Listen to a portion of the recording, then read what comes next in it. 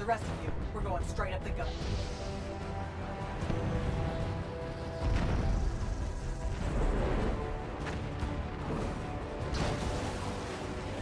Woohoo!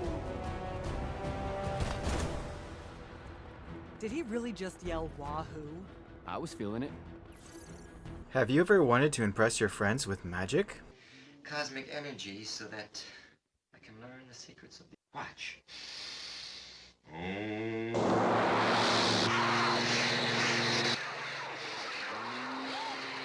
Or impress your friends with your seamless manipulation of large objects?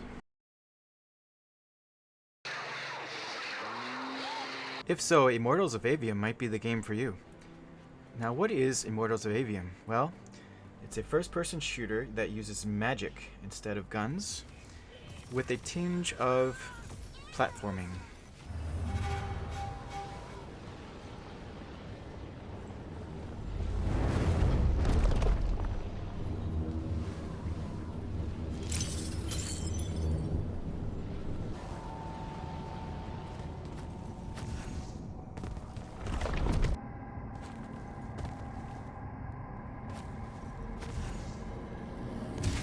Never bring a gun to a mage fight, or at least that could be the tagline of this game, as there are no guns to be seen.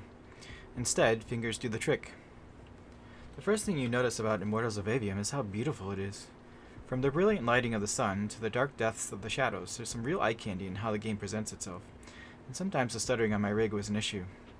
There are various stages you travel to throughout the game, from lava catacombs to icy crystal caves.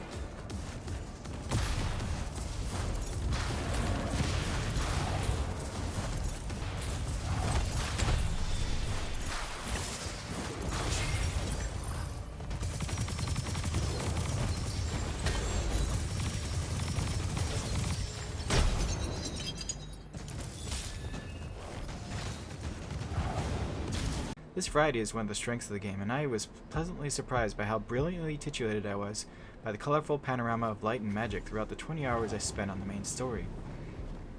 The second strength of the game is the storyline, which progresses linearly with some digression on optional side quests. These side quests are known as Shroud Veins, and they allow Jack, the character you control throughout the game, to power up in preparation for some brutal fights. The game starts in the fantasy city of Saren, where Jack was brought up as an orphan by friends from his gang.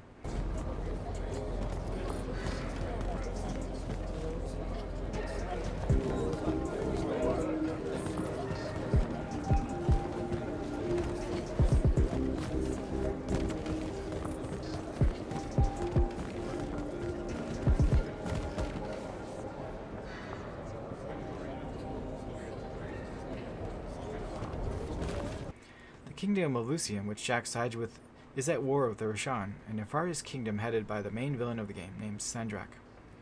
Immortals of Aveum is a strictly single-player affair, but that doesn't mean you'll be alone. As you progress through the game, you'll meet a variety of characters, most of which are well acted. Two characters in particular I thought were hilarious, including Thaddeus, with his Southern American dialect. Oh, don't let King Dipshit and his Confederates spoil the barrel. A binding stone. They used it to commune with the fonts, and some idiot decided to use it to control them instead. Let's just say things got out of hand. Sandrak's doing the same damn thing. History loves a sequel. What are we looking at here? The place they built the binding stone, called a shrine forge. Suspected somewhere in eastern Orman. You've got to give me something better than that. What if I could, son? Orman's a damn big place. It doesn't help that it blew itself up some 20-odd years ago. And Devin, with his devilishly sarcastic quips. Jack, I may have neglected to mention that the Ormic are notoriously territorial underneath their bohemian facade. Well, that's rich, coming from a pampered classist jackboot masquerading as some champion of justice. Look, we're just looking for someone that was here a little bit ago. I love neo-anarchist pablum as much as the next weak-kneed revolutionary. But I think we can both admit it loses its luster when it ultimately results in the destruction of your entire kingdom. There are about 10 other characters, including Jack's mentor, Kirkan, who plays a kind of Obi-Wan Kenobi role. We have to stand together on this. I can see no other way. The story picks up once tragedy hits and Jack is thrust into the Everwar, an epic battle between the surviving two kingdoms, Roshan and Lucium. There are many twists and turns along the way, which I won't spoil, but I found this story interesting, and it helped motivate me to progress through the game more. One curious aspect of the game is the mix of accents between British and American English. What are you doing, Rugrat? Stole some posters, added them to my scrapbook. Wanna see? Sure. But what's with you stealing posters? It's part of the historical record, Jack. Join the fight. No thanks. But to me it was enjoyable, and it didn't hurt the immersion. This is a modern use of language, and I found it relatable. The main problem with the story is that the main character, Jack, seems a bit too normal and nice for having been raised in such a hardscrabble existence. However, his angst does pick up later in the story, and Sandrak, the main antagonist, makes for a very entertaining villain. You clean up small piles of corruption here and there, but that only lasts until you're too old to serve. Another issue I had was that the game sometimes does not let you enjoy its beautiful setting, as it shuffles you along its linear progression. There were times, to be sure, when the player could explore a bit, but other times it seems like you are rushed along a set path. There were some interesting themes of futility of endless struggle and how cooperation can avert destruction.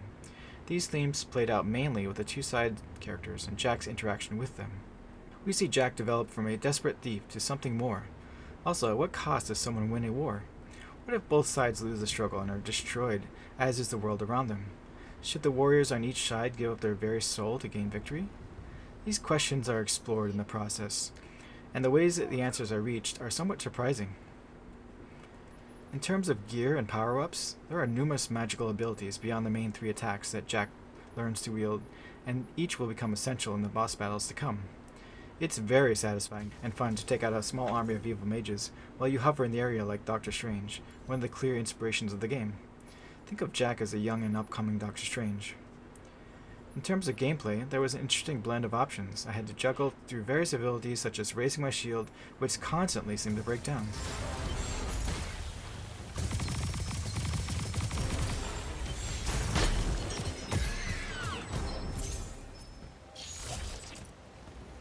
After a cooldown, the shields can be raised again, but whether I was still alive was another matter. Other cooldowns include various secondary spells as well as the most powerful spell in Jack's arsenal, called Immortals. During the epic battles, I found myself firing spells on all cylinders. Death in Heroes of Aveum involves simply going back to the last checkpoint, and mostly works out well. However, there was one battle where I had to work through a series of stages and sometimes would die just at the end and thrust back all the way to the start, which was a little frustrating. One interesting thing to note is that when Jack has his shield up, he moves a lot slower than normal.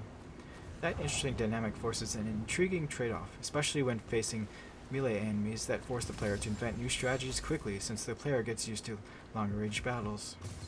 Overall, the few problems the game had, like its bit of stuttering in some locations, especially when too many enemies on the screen, were balanced out with the sheer enjoyment of a novel style of battle, one with my fingers rather than guns. The challenge of the 20-hour single-player journey might outweigh the hefty price tag for some gamers, but eager mage initiates could consider jumping in. Even after the main story was completed, I found myself wanting to visit Aveum again. I give Immortals of Aveum an 8 out of 10. Thank you so much for watching.